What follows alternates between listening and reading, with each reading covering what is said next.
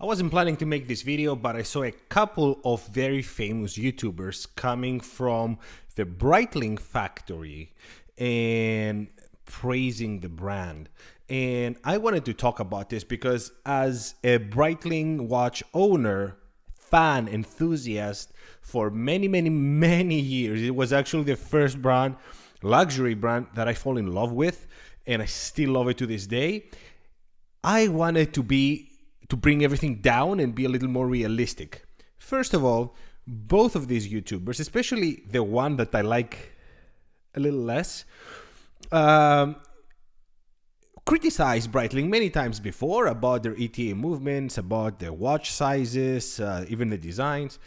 That's all fair and square. I mean, everybody's looking for different things when it comes to watches, but I heard them criticizing the brand and ranking it pretty average, comparing it to lesser brands, in my opinion. Guys, if you ever watched more than one video of this face here, I would really appreciate if you subscribe. The channel is really small. Every like, every subscribe really helps and gives me courage and energy to continue making these videos. Doesn't cost anything to you, means a lot to me.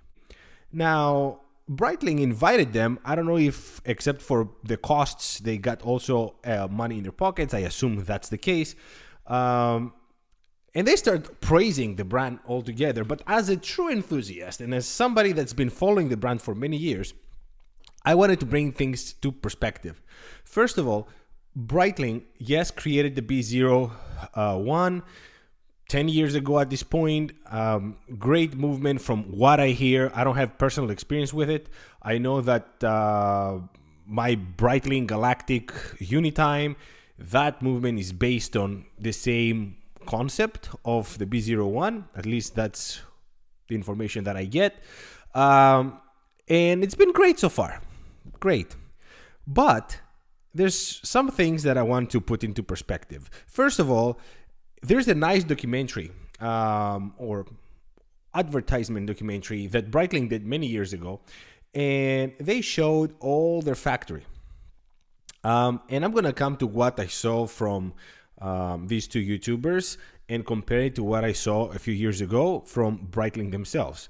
Now, when it comes to movements, Breitling only produces 6 to 10 parts of the B01 movement, and everything else comes from specialized suppliers. Fair enough. I mean, I'm never a big in-house craze person.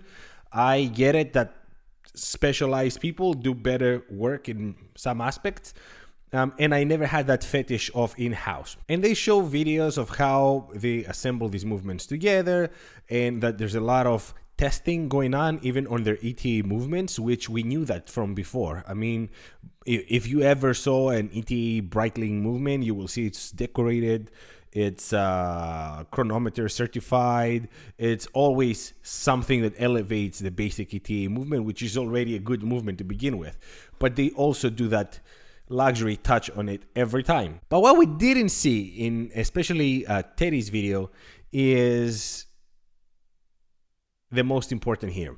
What we didn't see was case manufacturing, bracelet manufacturing, dial manufacturing, and even hand manufacturing that are all included in the first older Breitling video of over 15 years ago at this point.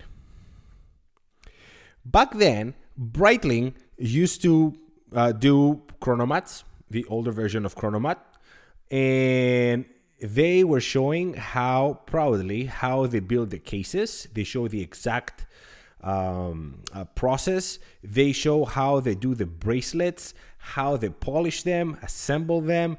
They show how they do the dials, the paint of the dials, the treatment of the dial, the second hand. They used to do that, and none of these is in this video. None. And it's very obvious to me, and I talked about this many times before, that saying Swiss made on something, even though it's not necessary to put on, I think that every brand has every interest to put it on if it's Swiss made. And I think Breitling, since George's Kern came from IWC, stopped all that production, closed those factories, concentrated on the chronometry factory, the where they do the movements, and everything else they just outsourced, because you don't see Swiss made in their bracelets. And I assume, since it's not on the video, because again, if I'm inviting somebody, a big channel like Terry, for example, to my factory, I want to make sure that I show them as much as possible as I'm doing in-house, because that's a big marketing thing, right? And they don't do casing, they don't do dials, they don't do hands, they don't do bracelets anymore. And I talked about this. If I'm doing the bracelet, I'm putting Swiss made on it because I want to make sure that everybody knows.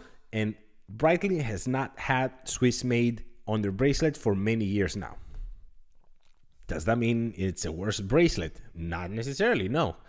But it's a good thing to have. We're talking luxury here. You don't need the watch to begin with, especially an expensive one. So, if anything, this video proves the theory that I had from before, that Breitling scaled down the production, the in-house production, and they outsourced everything. And here I ask, Breitling, where are you making your cases? You used to do them in-house. Where are you making your bracelets? You used to do them in-house. Where are you making your dials? Where are you making your hands? I think the answer is very clear. Everything is outsourced, and Breitling has got the cheaper way, the most financial responsible maybe way, because they're owned by a fund that is trying to increase their value, their profits, and they're going to try to sell them in the near future, in my humble opinion. But let me know what you guys think. How important is for you to know that a watch brand that used to have this in-house don't have it anymore? Does it turn you off? It does to me. It's kind of disappointing, to be honest. I got connected with the brand so much, especially after that video that I saw so many years ago. And now knowing that none of that is happening in-house is just a big, big disappointment for me. That's all for today, guys. Let me know what you think about Breitling, in-house, and everything else. Thank you so much for watching. Till the next one. Ciao.